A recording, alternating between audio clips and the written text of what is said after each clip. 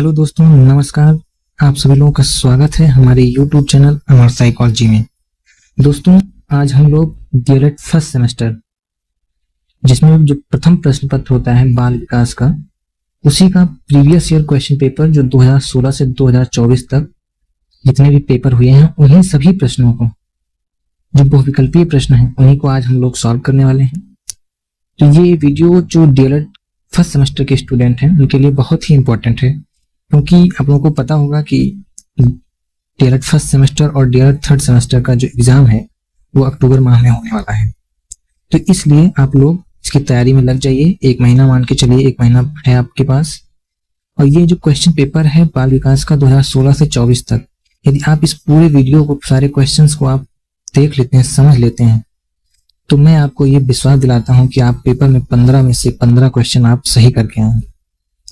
तो देरी ना करते हुए हम शुरू करते हैं आज की ये सीरीज।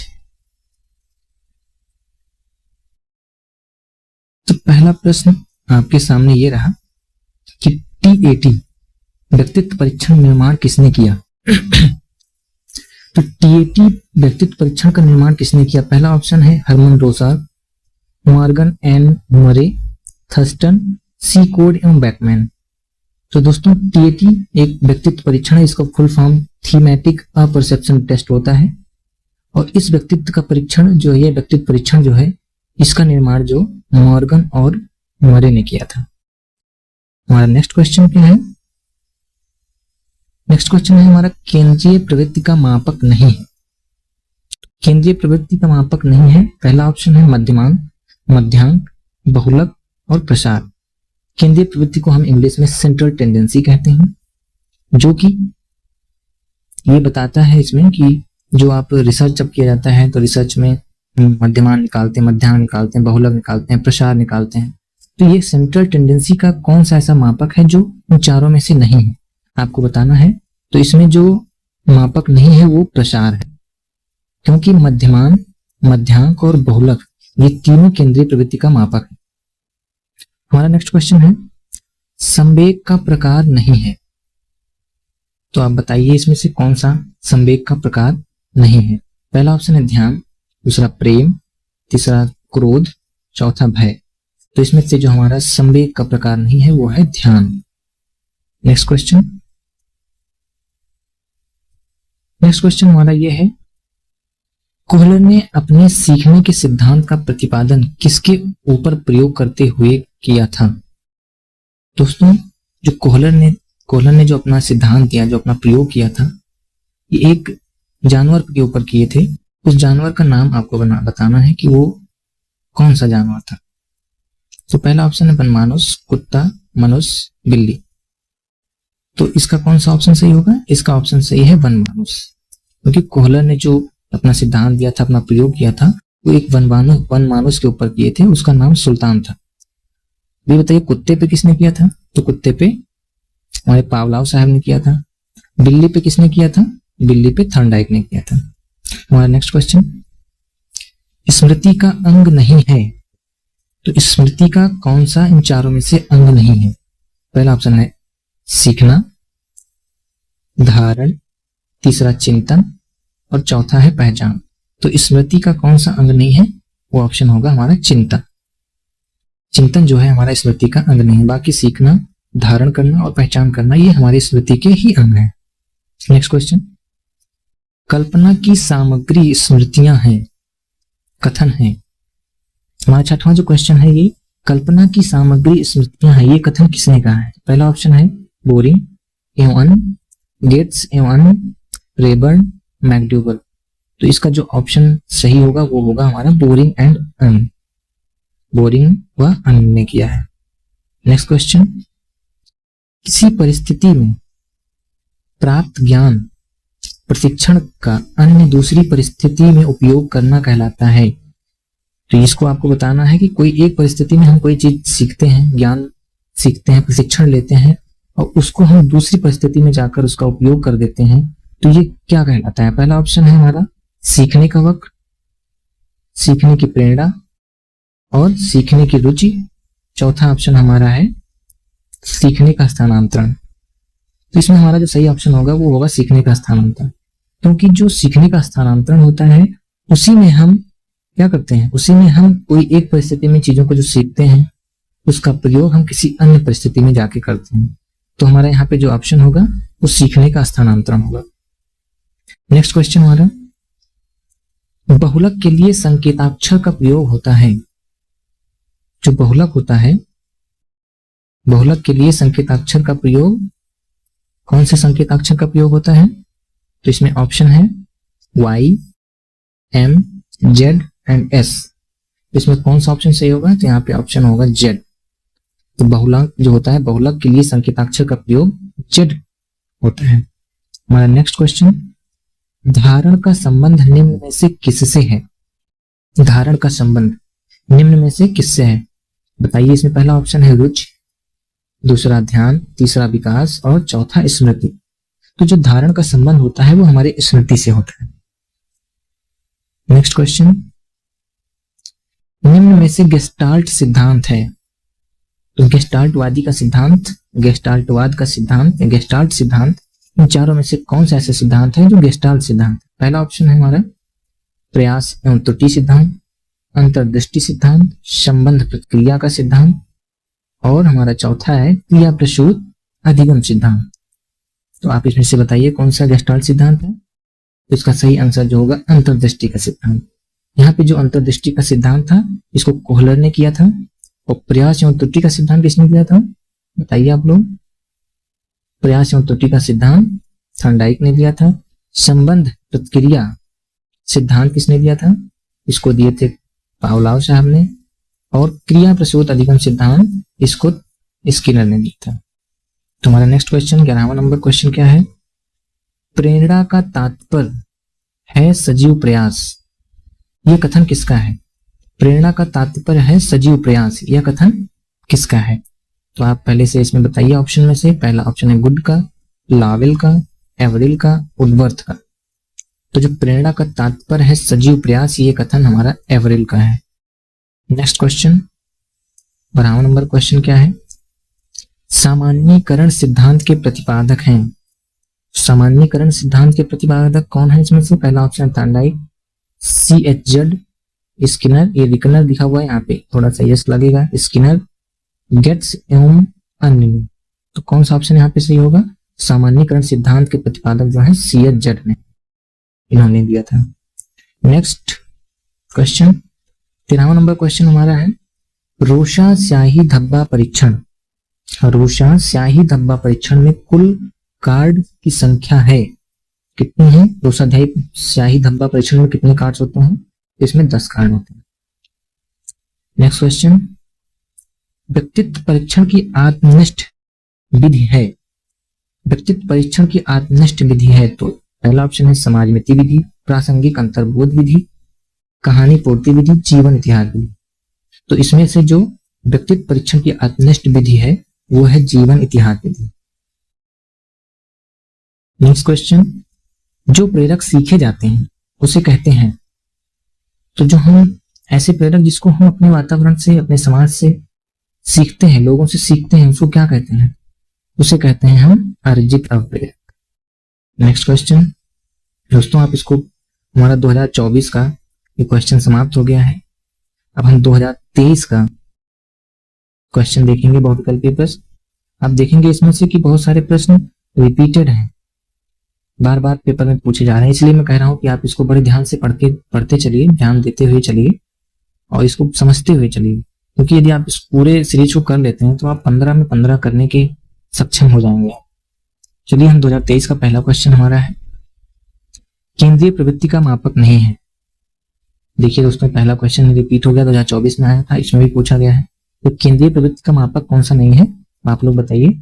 इसमें मध्यमान है, मध्यांक भी है, बहुलक भी है, इसमें प्रसार नहीं होगा। तो हमारा जो प्रसार है ये ऑप्शन इसमें नहीं होगा। नेक्स्ट क्वेश्चन हमारा है थॉर्नडाइक ने सीखने से संबंधित मुख्य कितने सिद्धांतों का प्रतिपादन किया है? तो थॉर्नडाइक के सिद्धांत कौन कौन से थे? उन्होंने 2 तरह के सिद्धांत दिए थे।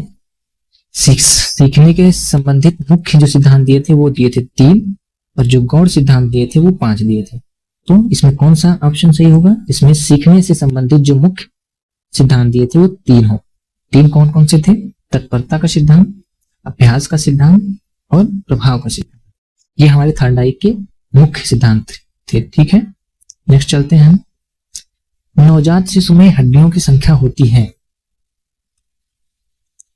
दोस्तों यहाँ पे ध्यान दीजिएगा कि नवजात जो बच्चे होते हैं उनमें हमसे जो हम नवयुवक होते हैं, जो एडल्ट हो जाते हैं, उनसे कहीं ज्यादा उसमें हड्डियां पाई जाती हैं। तो इसलिए जो इसमें ऑप्शन है, पहला 100, दूसरा हमारा 205, तीसरा 270 और चौथा है 306। तो इसमें ऑप्शन में दिया नहीं है क्योंकि नवजात शिशु में हड्डियों की संख्या 305 होती है। यहाँ पे 306 दिया है, लेकिन हम यदि ऑप्शन में 306 आता है और पूछा गया है कि कितने होते हैं, तो आप नियर अबाउट 305 के 306 लगा सकते हैं। नेक्स्ट क्वेश्चन हमारा है, क्रिया प्रसूत अधिगम सिद्धांत के प्रतिपादक हैं। क्रिया प्रसूत अधिगम सिद्धांत, इसको ऑपरेंट कंडीशनिंग थियरी भी बोलते हैं अधिगम का, लर्निंग का। तो इसको किसने दिया था आपको बताना है। पहला ऑप्शन है टॉलमैन, स्किनर दूसरा, तीसरा है कोहलर और चौथा है हल्क। तो यहाँ पे जो ऑप्शन होगा क्रिया प्रसूत अधिगम सिद्धांत स्किनर का है। नेक्स्ट क्वेश्चन, आपराधिक प्रवृत्ति का सर्वाधिक विकास होता है। आपराधिक प्रवृत्ति का सर्वाधिक विकास किस अवस्था में होता है? 4 तरह की अवस्थाएं दी हुई है। पहली है शैशवावस्था, पहला है शैशवावस्था, दूसरा है बाल्यावस्था, तीसरा है किशोरावस्था और चौथा है प्रौढ़ावस्था। तो जो सबसे ज्यादा आपराधिक प्रवृत्ति होता है वो किशोरावस्था में होता है। तो हमारा यहाँ पे जो ऑप्शन सही होगा वो किशोरावस्था होगा। नेक्स्ट क्वेश्चन है, संज्ञानात्मक क्षमता की कमी से व्यक्तित्व में कठिनाई होती है। तो जो संज्ञानात्मक क्षमता वो हमारे किससे संबंधित होता है? हमारे बुद्धि से संबंधित होता है। इसलिए यहाँ पे जो ऑप्शन सही होगा वो होगा बौद्धिक विकास से। नेक्स्ट क्वेश्चन, किसी दूसरी वस्तु की अपेक्षा एक ही वस्तु पर चेतना का केंद्रीकरण अवधान है। ये कथन किसका है? यहाँ पे आप ध्यान से देखिएगा, फिर से पढ़ते हैं। किसी दूसरी वस्तु की अपेक्षा एक ही वस्तु पर चेतना का केंद्रीकरण ही अवधान है। ये कथन है किसका है? पहला ऑप्शन है क्रू एंड क्रो का, दूसरा वुडवर्थ का है, तीसरा डम्बिल, चौथा हमारा एवरेज है। तो कौन सा ऑप्शन सही होगा? ये होगा वुडवर्थ। जो ये कथन है ये वुडवर्थ लिखते हैं। नेक्स्ट क्वेश्चन हमारा 8वां है, बुद्धि का विकास लगभग पूर्ण हो जाता है।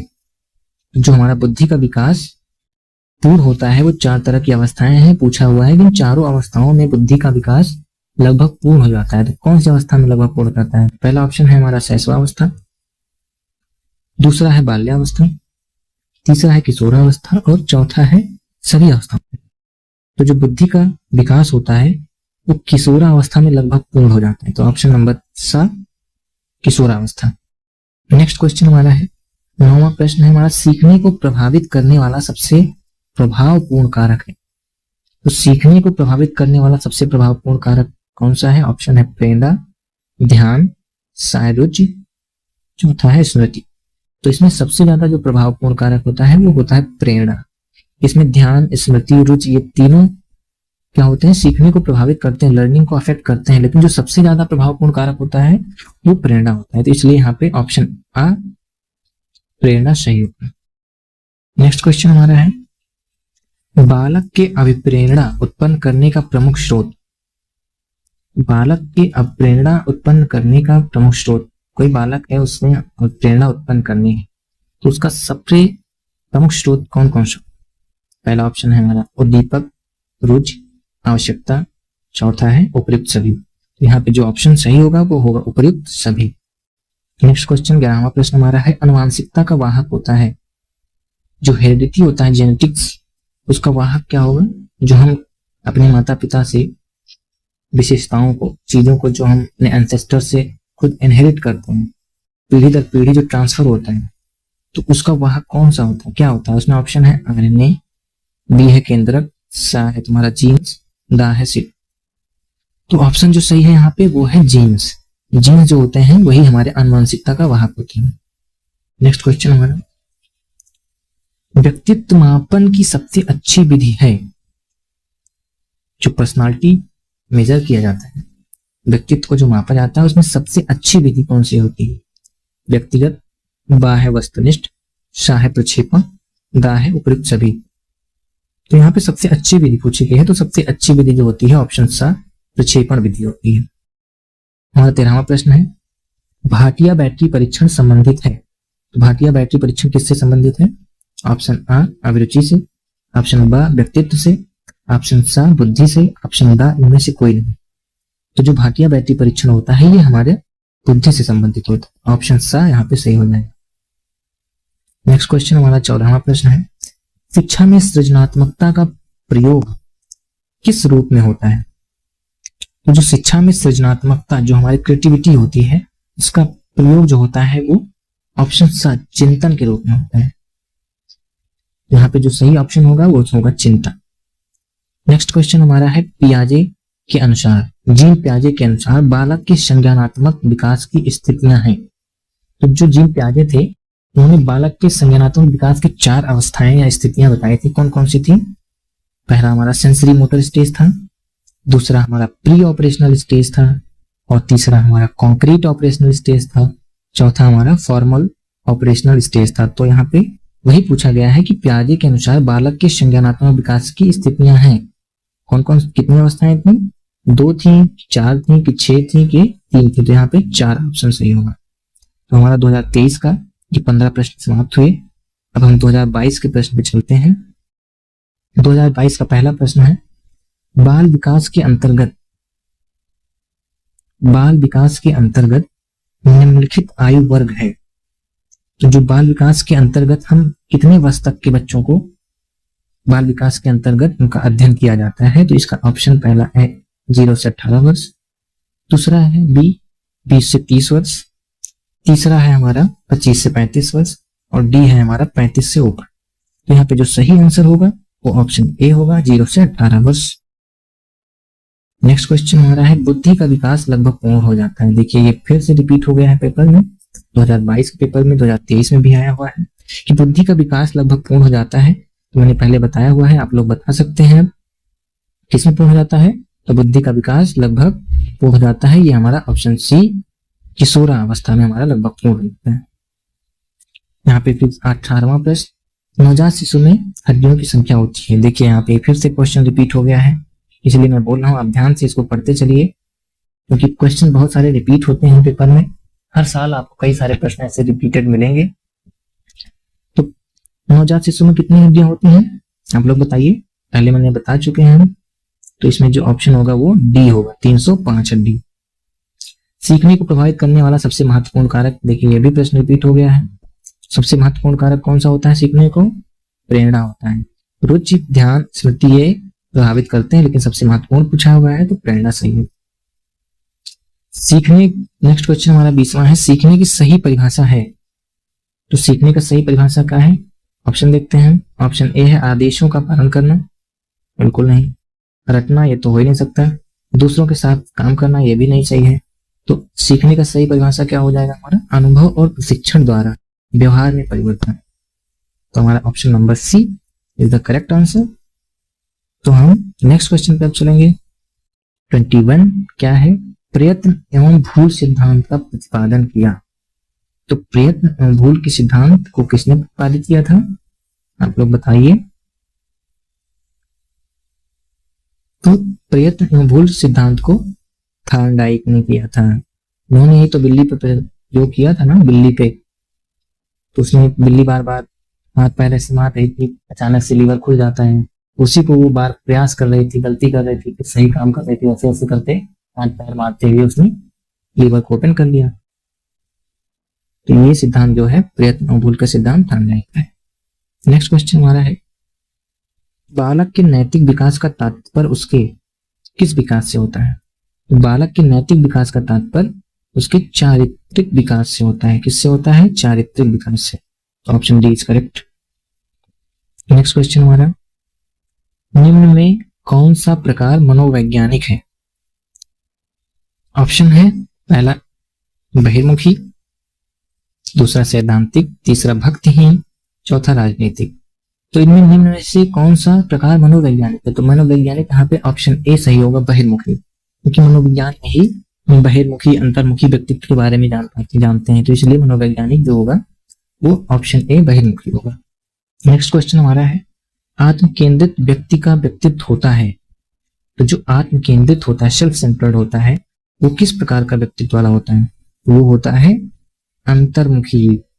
जो आत्म केंद्रित होगा वो अंतर्मुखी होगा, वो लोगों से ज्यादा बातचीत नहीं करता होगा, वो अपने आप में ही अपने आप को एक अपने दायरे में सिमट के रखता है, किसी बाहरी लोगों से संपर्क ज्यादा नहीं रखता है, तो इसीलिए इसको अंतर्मुखी कहा जाता है।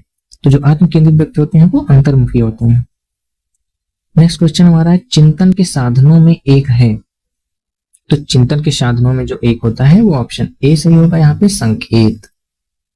नेक्स्ट क्वेश्चन, बालक में अभिप्रेरणा उत्पन्न करने का प्रमुख स्रोत है। देखिए ये भी प्रश्न रिपीटेड है, तो यहाँ पे बालक में जो अभिप्रेरणा उत्पन्न करने का प्रमुख स्रोत है वो है इसमें ऑप्शन उपर्युक्त सभी, ऑप्शन डी यहाँ पे सही हो जाएगा। तो दीपक, रुचि और आवश्यकता, ये तीनों जो है ये अभिप्रेरणा उत्पन्न करने के प्रमुख स्रोत होते हैं।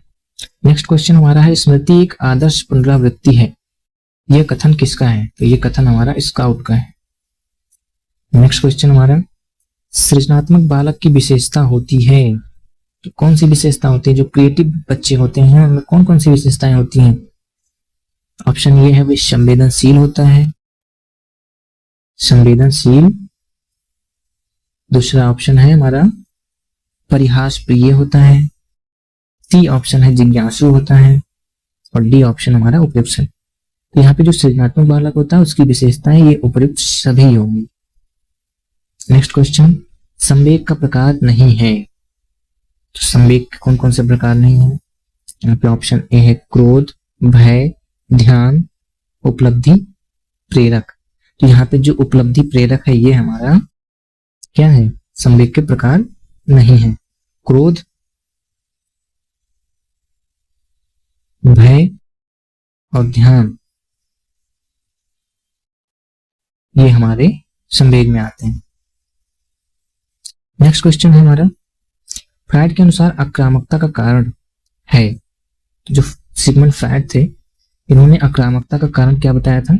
इन्होंने आक्रामकता का कारण उद्दोलन बताया था, उद्दोलन। Option B is correct answer. तो हमारा 2022 का भी हो गया, अब हम 2019 का देखेंगे।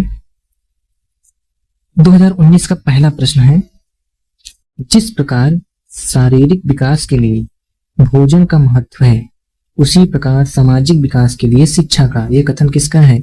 ऑप्शन ए है स्किनर का है, बी ड्यूवी का है, सी वुडवर्थ का है, या डी अरस्तु का है। तो किसका है ये कथन है जॉन डीवी का, ऑप्शन बी जॉन डीवी सही आंसर हो जाए। नेक्स्ट क्वेश्चन, विकास को प्रभावित करने वाले कारक हैं, तो विकास को कौन कौन से कारक प्रभावित करते हैं? ऑप्शन ए है बुद्धि, दूसरा है यौन, तीसरा है अंतःस्रावी ग्रंथियां, और चौथा है हमारा उपयुक्त सभी। तो विकास को ये उपयुक्त सभी प्रभावित करते हैं। टोली की आयु कहते हैं, नेक्स्ट क्वेश्चन हमारा है, टोली की आयु किसे कहते हैं? तो टोली की आयु क्या किशोरावस्था कहते हैं, बाल्यावस्था कहते हैं, शैशवावस्था कहते हैं, या युवावस्था को कहते हैं?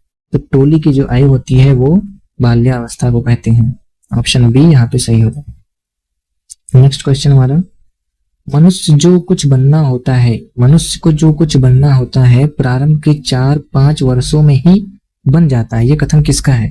तो ये बहुत ही फेमस कथन है। ये कथन हमारा किसका है? ऑप्शन ए फ्रायड का है, क्रो एंड क्रो का है, सी हर्लाक का है, डी थॉर्नडाइक का है। ये कथन किसका है? ये कथन सिगमंड फ्रायड का है। नेक्स्ट क्वेश्चन, बाल्यावस्था में शिक्षा का क्या स्वरूप होना चाहिए?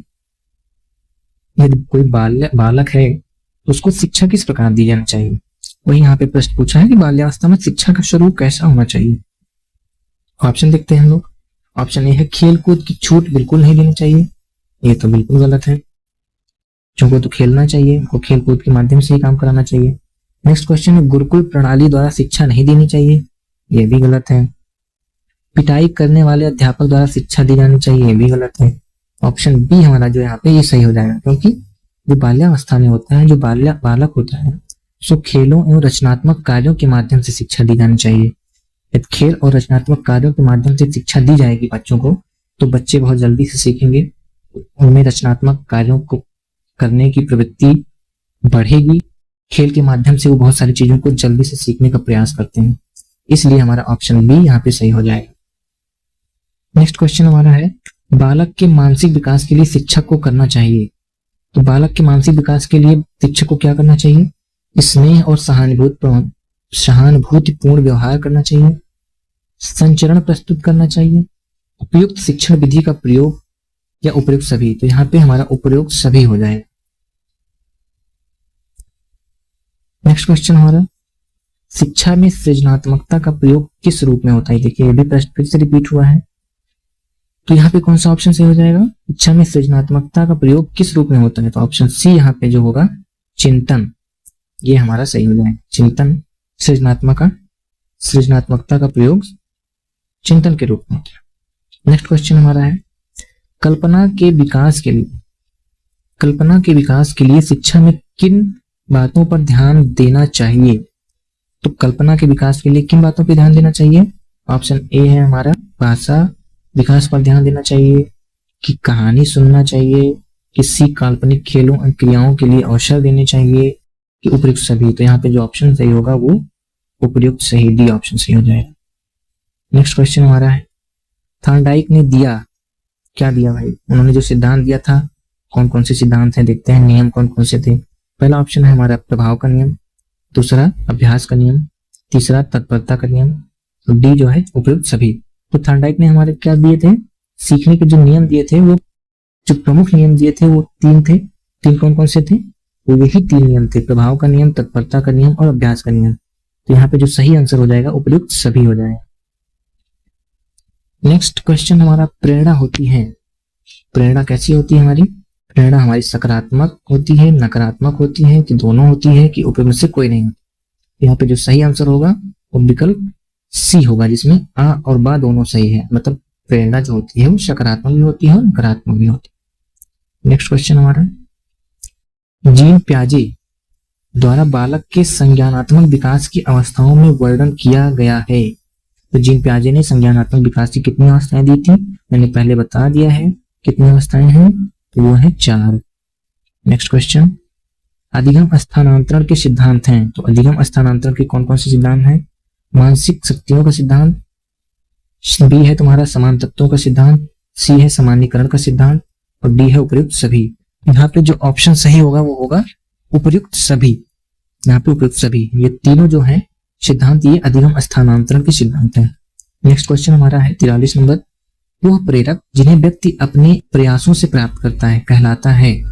तो वो प्रेरक क्या कहलाता है? यहाँ पे ऑप्शन देखेंगे, अर्जित अप्रेरक, जागृत अप्रेरक, निर्देशित अप्रेरक, व्यवहार को परिचालित अप्रेरक। तो यहाँ पे जो सही आंसर होगा वो होगा हमारा अर्जित अप्रेरक।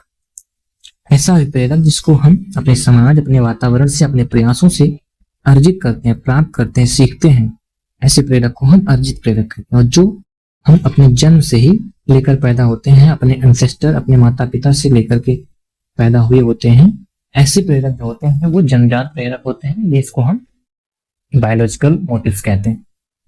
नेक्स्ट क्वेश्चन हमारा है, स्मृति सीखी हुई वस्तु का सीधा उपयोग है। ये कथन किसका है? लोग बताइए, स्मृति जो है सीखी हुई वस्तु का सीधा उपयोग है, ये कथन किसका है? क्या ये वुडवर्थ का है, या मैकडूगल का है, या स्किनर का है, या रॉस का है? तो यहाँ पे जो ऑप्शन सही होगा वो होगा वुडवर्थ। नेक्स्ट क्वेश्चन हमारा है, आंकड़ों के प्रकार हैं। आंकड़ों के कौन कौन से प्रकार होते हैं? अवर्गीकृत, वर्गीकृत, अवर्गीकृत व अवर्गीकृत, उपयुक्त में से कोई नहीं। तो यहाँ पे जो ऑप्शन सही होगा वो ऑप्शन सी सही होगा, क्योंकि आंकड़ों के प्रकार जो होते हैं वो अवर्गीकृत आंकड़े भी होते हैं और वर्गीकृत आंकड़े भी होते हैं। तो यहाँ पे हमारा 2019 का 15 जो प्रश्न है वो समाप्त हो गए हैं। अब हम 2018 का प्रश्न सॉल्व करेंगे। तो 18 का पहला प्रश्न है, किशोरावस्था को गंभीर उथल पुथल की अवस्था कहा है। तो किशोरावस्था को किसने कहा है कि ये एक गंभीर उथल पुथल की अवस्था है? ऑप्शन यहाँ पे देखते हैं, स्टेनले हॉल ने, बी है स्किनर ने, सी ब्रूनर ने, डी बागले ने। तो किसने कहा है? ये सबसे फेमस कथन है, आप लोग ध्यान से इसको पढ़ लीजिएगा क्योंकि पेपर में इस बार पूछे जाने की ज्यादा संभावना है।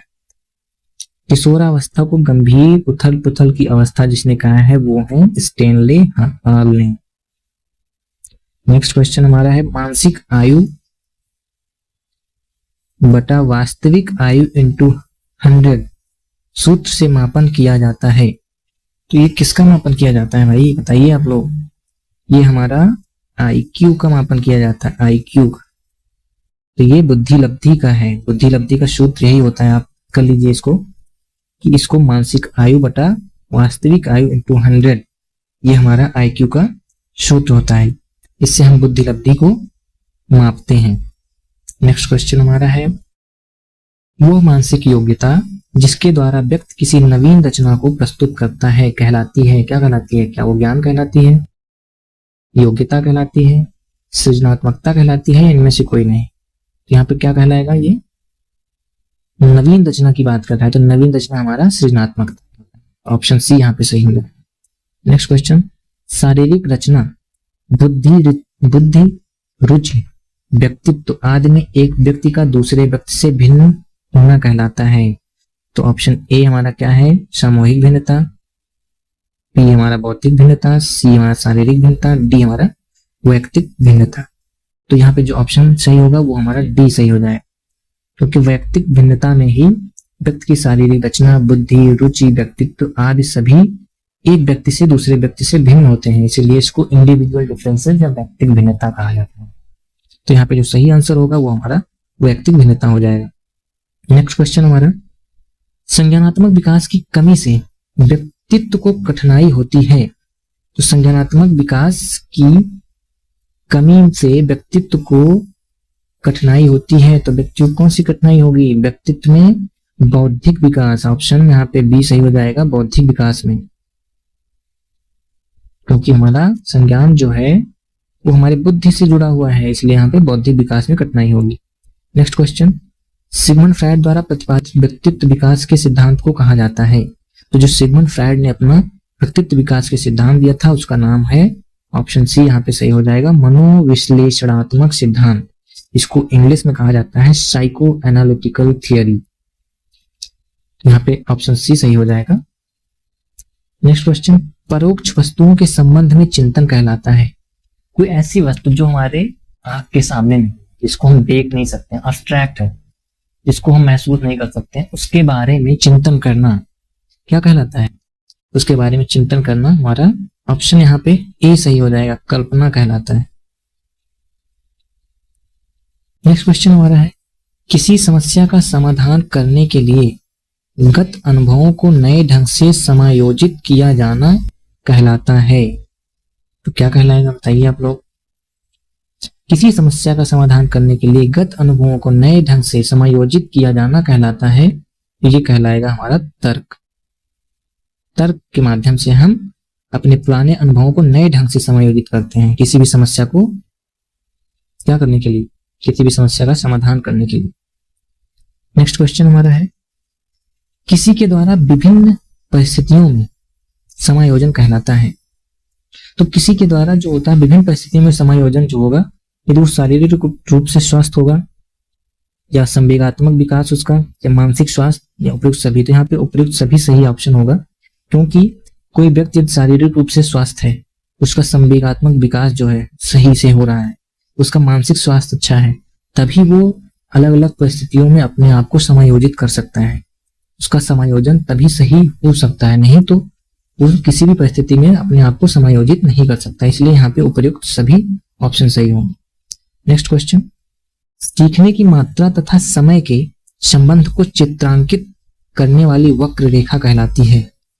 तो ये कौन सी रेखा कहलाती है? इसका ऑप्शन देखिए। ऑप्शन ए है अधिगम वक्र, दूसरा पठार वक्र, तीसरा है संप्राप्ति वक्र या चौथा है डी जो ऑप्शन है बुद्धिलब्धि वक्र। तो यहाँ पे जो होता है सीखने की मात्रा और समय के बीच में जो संबंध बताने वाला चित्र होता है, वो जो रेखा होती है, वक्र होती है, उसको हम ऑप्शन ए अधिगम वक्र कहते हैं। इसको ऐसे बनाते हैं, इधर हमारा क्या हो जाएगा, समय हो जाता है टाइम, इधर हमारा सीखने की मात्रा हो जाती है। तो ये इस साइड पे सीखने की मात्रा, इस साइड पे टाइम, यहाँ पे कुछ ऐसे ही वक्र ऐसे बनाए जाते हैं, इसी को हम अधिगम वक्र कहते हैं। नेक्स्ट क्वेश्चन हमारा है, यहाँ पे हमारा नेक्स्ट क्वेश्चन क्या है, जब कोई बालक सीखने को तत्पर होता है तो वह चीजों को जल्दी से सीखता है। यह थॉर्नडाइक के सीखने के किस नियम के अंतर्गत आता है? तो यहाँ पे एक वर्ड आ रहा है, बहुत अच्छा है, इसी से आप प्रश्न का आंसर ढूंढ सकते हैं।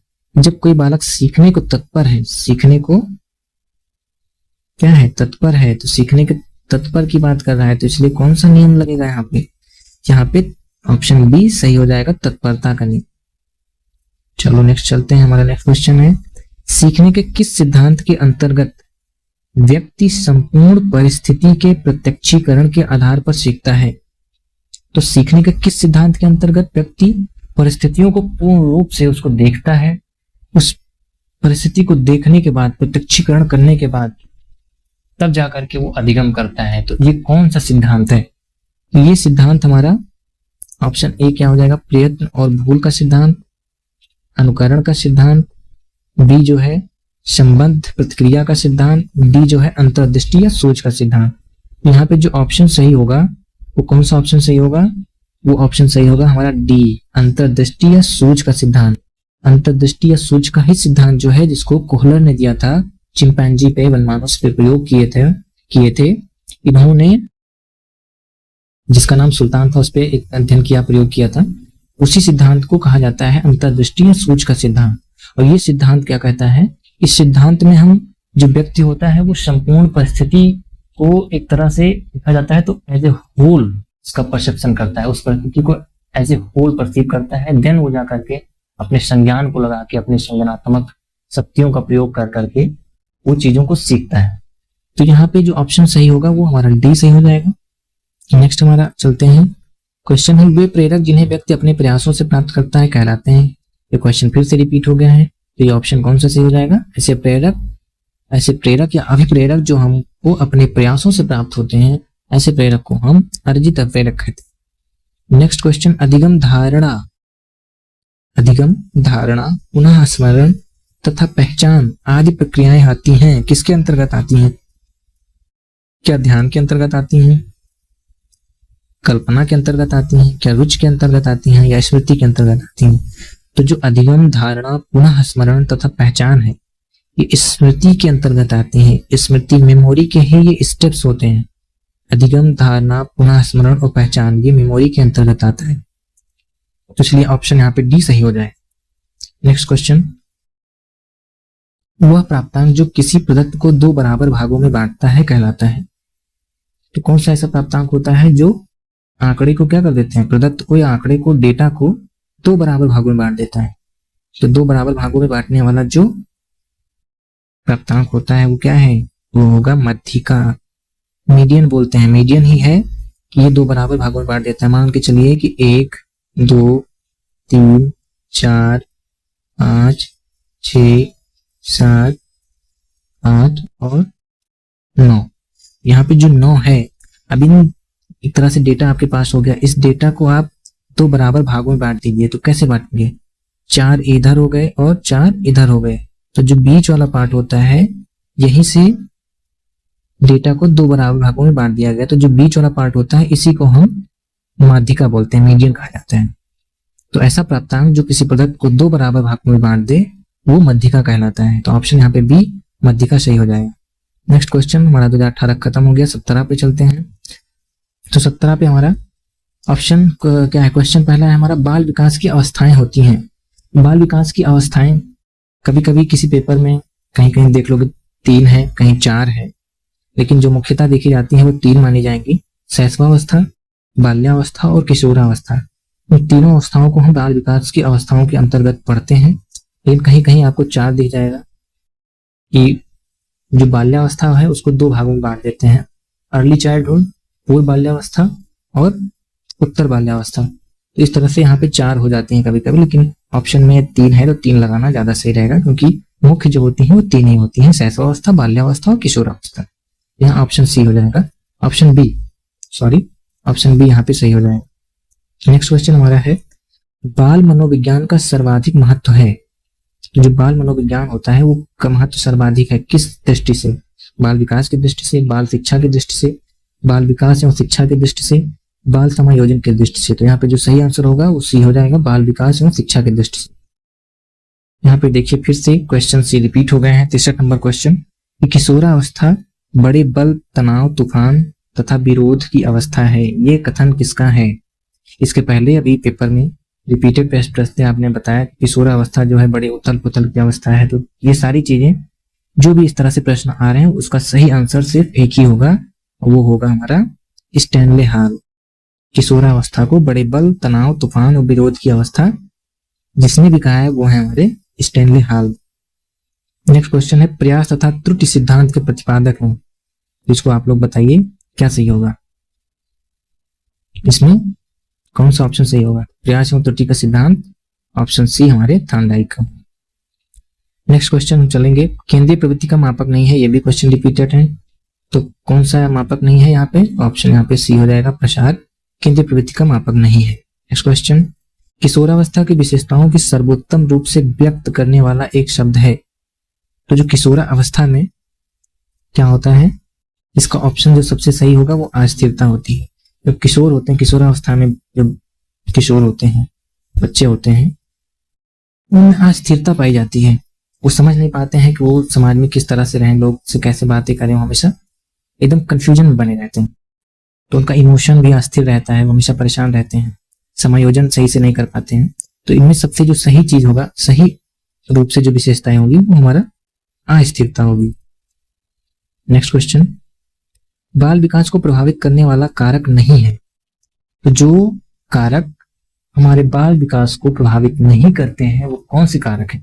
यहाँ पे ऑप्शन ए जो है, ये पोषण, ये बाल विकास को प्रभावित करता है, लिंग भेद भी करता है, वातावरण भी करता है। यहाँ पे जो संस्कृत होती है, संस्कृति, ये हमारे बाल विकास को प्रभावित नहीं करती है। नेक्स्ट क्वेश्चन, अभ्यास और अनुभव के द्वारा व्यवहार में होने वाला परिवर्तन कहलाता है, क्या कहलाता है? क्या अवधान कहलाएगा, प्रेरणा कहलाएगा, प्रतिकार कहलाएगा या अधिगम कहलाएगा? यहाँ पे सही ऑप्शन जो हो जाएगा वो ऑप्शन डी अधिगम कहलाएगा, क्योंकि अधिगम की परिभाषा ही है कि अभ्यास और अनुभव के द्वारा व्यवहार में होने वाला परिवर्तन अधिगम है। तो यहाँ पे सही ऑप्शन अधिगम हो जाएगा। नेक्स्ट, पदों के योग में पदों की संख्या से भाग देने पर जो प्राप्त होता है कहलाता है। तो ये आप लोग बताइए कि पदों के योग में पदों की संख्या से भाग देने पर जो प्राप्त होता है उसे क्या कहते हैं?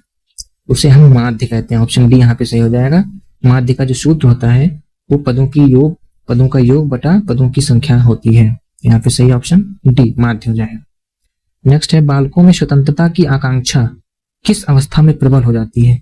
तो बालकों में जो स्वतंत्रता की आकांक्षा होती है वो हमारा किशोरावस्था में प्रबल हो जाती है। नेक्स्ट क्वेश्चन, जिन तथ्यों को भूतकाल में सीखा जा चुका है उन्हें स्मरण करना ही स्मृति है। जिन तथ्यों को भूतकाल में सीखा जा चुका है उन्हें स्मरण करना ही स्मृति है, यह कथन किसका है? यह कथन हमारा उडवर्थ का है। नेक्स्ट क्वेश्चन, सीएटी परीक्षण किस आयु के बच्चों के व्यक्तित्व का मूल्यांकन करने हेतु प्रयुक्त किया जाता है?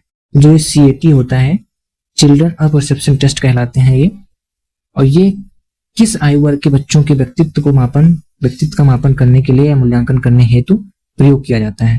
तो ये जो परीक्षण होता है ये किसी बुक में 3 से 10 होगा, किसी में 3 से 11 होगा, लेकिन यदि सही आंसर पूछा जाए तो 3 से 10 होता है। यहाँ पे 311 दिया हुआ है, तो सही ऑप्शन यहाँ पे हमारा बी हो जाएगा। नेक्स्ट क्वेश्चन हमारा क्या है? संवेग का प्रकार नहीं है।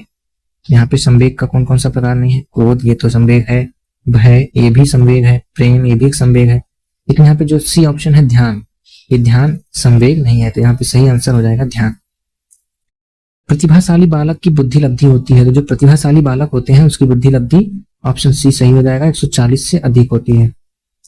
नेक्स्ट क्वेश्चन, पियाजे के अनुसार बालक के संज्ञानात्मक विकास की स्थितियां होती हैं, इसको पहले बता चुके हैं हम। कितनी अवस्थाएं जिन पियाजे ने बताई थी संज्ञानात्मक विकास की? तो ऑप्शन बी हो जाएगा 4।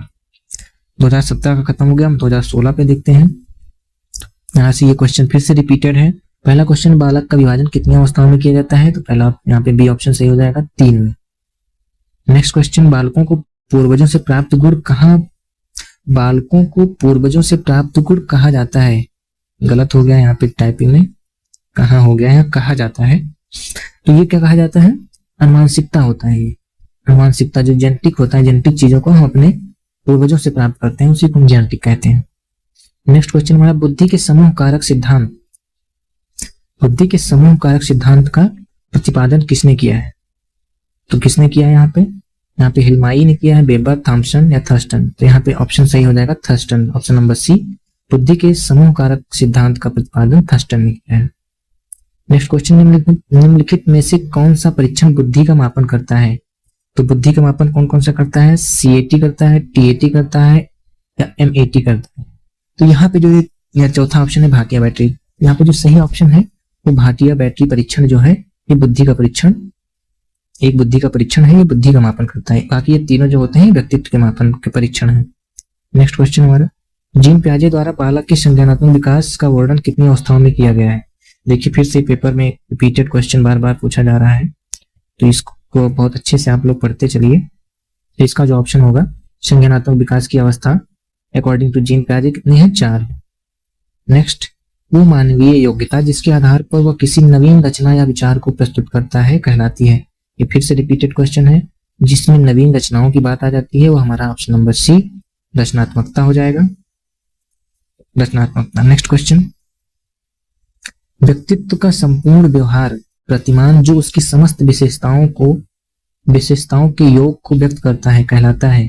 तो जो संपूर्ण व्यवहार प्रतिमान की बात कर रहा है, विशेषताओं की बात कर रहा है, ये किस में आएगा? ये ऑप्शन नंबर ए सही हो जाएगा, व्यक्तित्व की बात की जा रही है। ऑप्शन नंबर, क्वेश्चन नंबर हमारा 83, TAT व्यक्तित्व परीक्षण का निर्माण किसने किया था? तो TAT व्यक्तित्व परीक्षण का निर्माण किसने किया? ये 2024 में पूछा जा चुका है, यहाँ से फिर से रिपीट है, आप इसको ध्यान से पढ़िएगा। तो ये TAT थीमेटिक अपरसेप्शन टेस्ट जो होता है, व्यक्तित्व परीक्षण टेस्ट है ये, इसका निर्माण किया था मरे एवं किसने? मरे एवं मॉर्गन ने। तो ऑप्शन यहाँ पे हमारा डी सही हो जाएगा, मरे एवं मॉर्गन। नेक्स्ट क्वेश्चन हमारा, अनुभव एवं प्रशिक्षण के कारण व्यवहार में होने वाला परिवर्तन कहलाता है। ये भी रिपीटेड है, ये क्या कहलाता है? ऑप्शन नंबर सी अधिगम कहलाता है। नेक्स्ट क्वेश्चन, बालक के कोषों एवं पेशियों में समय के साथ साथ होने वाला परिवर्तन जिसके कारण वह एक निश्चित समय पर कोई कार्य कर सकता है कहलाता है। ये क्या कहलाएगा? ये ऑप्शन नंबर ए परिपक्वता कहलाता है। नेक्स्ट क्वेश्चन, थर्नडाइक ने सीखने से संबंधित मुख्य कितने सिद्धांतों का प्रतिपादन किया था? ये पहले ही बता चुके हैं हम। थर्नडाइक के जो मुख्य नियम थे वो 3 थे, तत्परता का नियम, अभ्यास का नियम और नेक्स्ट तीसरा कौन सा था? प्रभाव का नियम। नेक्स्ट क्वेश्चन, पावलोव ने अपने सीखने के सिद्धांत का प्रतिपादन किसके ऊपर प्रयोग किया? तो पावलोव ने किसके ऊपर किया था? ऑप्शन नंबर सी यहां से हो जाएगा, कुत्ते पे किया था। नेक्स्ट क्वेश्चन, थर्नडाइक ने अपने सीखने के सिद्धांत का प्रतिपादन किसके ऊपर किया था? थर्नडाइक ने किसके ऊपर किया था? तो थर्नडाइक ने बिल्ली के ऊपर किया था, ऑप्शन नंबर डी सही हो जाएगा। कोहलर के सीखने के सिद्धांत को किस नाम से जाना जाता है? तो कोहलर के सीखने के सिद्धांत को किस नाम से जाना जाता है बताइए आप लोग। ऑप्शन नंबर पूर्ण आकृति समग्र सिद्धांत, पुनर्बलन सिद्धांत, उद्दीपन सिद्धांत, क्रियात्मक सिद्धांत। यहाँ पे पहला ही ऑप्शन यहाँ पे सही होगा, इसको क्या कहते हैं? पूर्ण आकृति या समग्र सिद्धांत। तो ऑप्शन नंबर ए सही हो जाएगा। इनके सिद्धांत को, कोहलर के सीखने के सिद्धांत को क्या कहते हैं? इसको कहते हैं पूर्ण आकृति समग्र सिद्धांत। नेक्स्ट क्वेश्चन हमारा, व्यक्ति की वह मनोस्थिति जिसके द्वारा वह विभिन्न परिस्थितियों में सामाजिक और व्यक्तिगत समायोजन करने में समर्थ होता है कहलाता है। तो इसका समायोजन की बात की जा रही है यहाँ पे, तो समायोजन की बात हमारा ऑप्शन नंबर ए सामंजन कहलाता है, जिसको हम इंग्लिश में एकोमोडेशन कहा जाता है। एकोमोडेशन, व्यक्ति की वह मनोस्थिति जिसके द्वारा वह विभिन्न परिस्थितियों में सामाजिक और व्यक्तिगत समायोजन करने में समर्थ होता है, इसी को सामंजन कहते हैं। तो ये हमारा आज का सीरीज यहाँ पे पूरा कंप्लीट हो गया है। 2024 से लेकर के और 2016 तक का पूरा मैंने पेपर करवा दिया है। आप लोग इसको वीडियो को पूरे अंत तक देख करके इसको आपने सीख लिया होगा। बहुत सारे प्रश्न जो आपको नहीं आते थे वो आ गए होंगे। तो यदि आप इसको पूरा तैयार कर लेते हैं तो 100% है कि आप 15 में से 15 करके आएंगे। यदि ये आप लोगों को सही लगा हो, हमारा वीडियो अच्छा लगा हो, तो इस वीडियो को लाइक कर दें और अपने दोस्तों तक इसको शेयर कर दें, जिससे वो लोग भी देख सकें, और हमारे इस चैनल को सब्सक्राइब कर लें, जिससे हम जो वीडियो डालते रहें नया नया आपके पास आता रहे, आप लोग उसको पढ़ते रहिए। तो अभी के लिए इतना बहुत है। नेक्स्ट वीडियो हम लेकर आएंगे जिसमें हम जो अति लघु उत्तरीय प्रश्न है हमारे बाल विकास विषय से संबंधित उसको हम करवाएंगे। बहुत बहुत धन्यवाद। Thank you so much.